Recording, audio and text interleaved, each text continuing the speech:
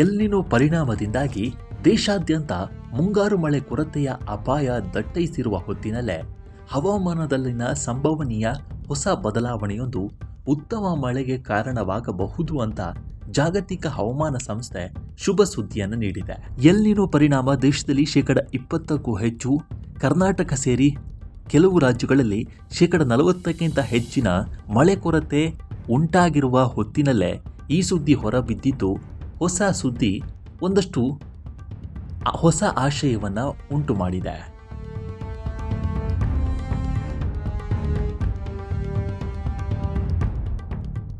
ವಿಶ್ವ ಹವಾಮಾನ ಸಂಸ್ಥೆ ಬಿಡುಗಡೆ ಮಾಡಿದ ಮಾಸಿಕ ವರದಿ ಅನ್ವಯ ಈಗಾಗಲೇ ತನ್ನ ಪರಿಣಾಮಗಳನ್ನು ಬೀರುತ್ತಿರುವ ಎಲ್ ನಿನೋ ಆಗಸ್ಟ್ ಮತ್ತು ಸೆಪ್ಟೆಂಬರ್ ತಿಂಗಳಲ್ಲಿ ಇನ್ನಷ್ಟು ತೀವ್ರಗೊಳ್ಳಲಿದೆ. ಇದರಿಂದ ಜಾಗತಿಕ ಉಷ್ಣಾಂಶದಲ್ಲಿ ಏರಿಕೆ, ಮಳೆ ಕೊರತೆ, ಬೆಳೆ ನಾಶದ ಅಪಾಯ ಹೆಚ್ಚಾಗಲಿದೆ. ಆದರೆ ಎಲ್ ನಿನೋ ದಟ್ಟವಾಗುವ ಆತಂಕದ ನಡುವೆಯೂ ಪಾಸಿಟಿವ್ ಇಂಡಿಯನ್ ಓಷನ್ ಡೈಪೋಲ್ ಕಾಣಿಸಿಕೊಳ್ಳುವ ಸಾಧ್ಯತೆ ಇದೆ ಅಂತ ವಿಶ್ವ ಹವಾಮಾನ ಸಂಸ್ಥೆ ಹೇಳಿದೆ.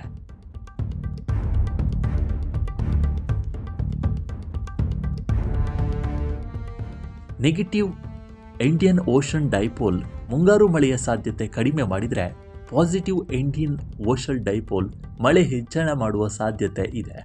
ಹೀಗಾಗಿ ಐಒಡಿ ಕಾಣಿಸಿಕೊಂಡು ಮುಂದಿನ ದಿನಗಳಲ್ಲಿ ಮಳೆಯ ಪ್ರಮಾಣ ಹೆಚ್ಚುವ ಸಾಧ್ಯತೆ ಬಗ್ಗೆ ವರದಿಯಲ್ಲಿ ಸಂಸ್ಥೆ ಉಲ್ಲೇಖಿಸಿದೆ.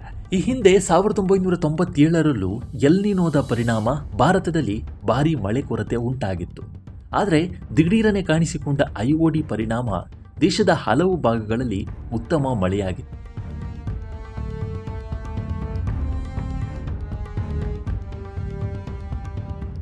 ಅಂತಿಮವಾಗಿ ಸೆಪ್ಟೆಂಬರ್ನಲ್ಲಿ ಸಾಮಾನ್ಯಕ್ಕಿಂತ 2% ಹೆಚ್ಚು ಮಳೆ ದಾಖಲಾಗಿತ್ತು. ಹೀಗಾಗಿ ಈ ಬಾರಿಯೂ ಐಒಡಿ ಕಾಣಿಸಿಕೊಂಡ್ರೆ ಹೆಚ್ಚಿನ ಮಳೆಯ ನಿರೀಕ್ಷೆಯನ್ನ ಇಟ್ಕೊಳ್ಳಲಾಗಿದೆ.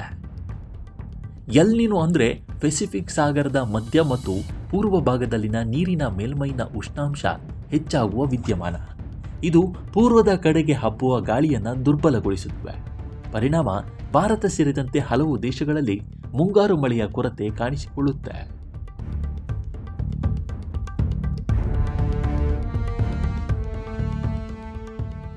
ಐಒಡಿ ಅಂದರೆ ಇಂಡಿಯನ್ ಓಷನ್ ಡೈಪೋಲ್ ವಿದ್ಯಮಾನ ಘಟಿಸಿದರೆ ಹಿಂದೂ ಮಹಾಸಾಗರದ ಪೂರ್ವ ಮತ್ತು ಪಶ್ಚಿಮ ನೀರಿನ ಮೇಲ್ಮೈ ಉಷ್ಣಾಂಶದಲ್ಲಿ ಬದಲಾವಣೆ ಸಂಭವಿಸಿ ಭಾರತದಲ್ಲಿ ಮುಂಗಾರು ಚುರುಕಾಗಿ ಹೆಚ್ಚಿನ ಮಳೆ ಸುರಿಯುತ್ತವೆ. ಇದೀಗ ಈ ಬೆಳವಣಿಗೆಯ ಬಗ್ಗೆ ಮಾಹಿತಿ ಸಿಕ್ಕಿದ್ದು ಇದು ಒಂದಷ್ಟು ಮಂದಿ ಭಾರತೀಯರಿಗೆ ಖುಷಿಯ ವಿಚಾರವಾಗಿದೆ. ಈ ಬಗ್ಗೆ ನಿಮ್ಮ ಅಭಿಪ್ರಾಯ ಏನು ಅನ್ನೋದನ್ನು ಕಾಮೆಂಟ್ ಮೂಲಕ ತಿಳಿಸಿ. ನಮ್ಮ ಈ ವಿಡಿಯೋ ಇಷ್ಟವಾದರೆ ಲೈಕ್ ಮಾಡಿ, ಶೇರ್ ಮಾಡಿ ಮತ್ತು ನಮ್ಮ NCIB ಚಾನಲನ್ನು ಈ ಕೂಡಲೇ ಸಬ್ಸ್ಕ್ರೈಬ್ ಮಾಡಿ. ಮುಂದಿನ ವಿಡಿಯೋದಲ್ಲಿ ಸಿಗೋಣ. ನಮಸ್ಕಾರ.